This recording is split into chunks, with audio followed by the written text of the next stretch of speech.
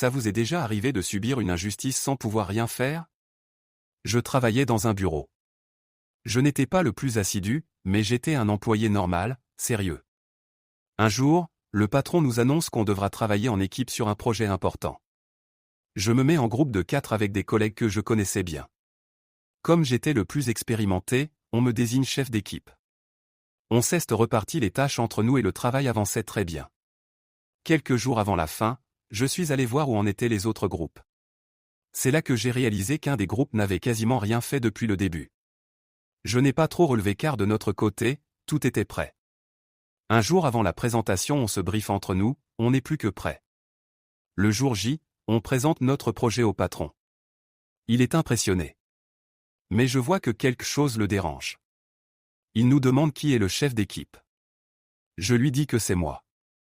Il demande alors aux autres de sortir et me garde seul dans le bureau. Il commence par féliciter notre travail. Pendant un instant, je pense même à une promotion.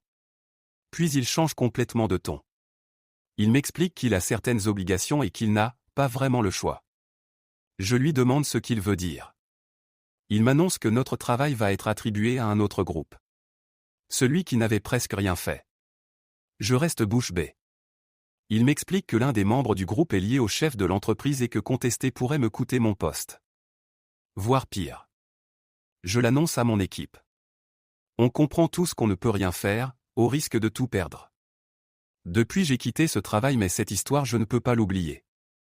Dans le monde du travail, ceux qui sont pistonnés ont souvent tous les droits. Et les autres n'ont qu'à se taire.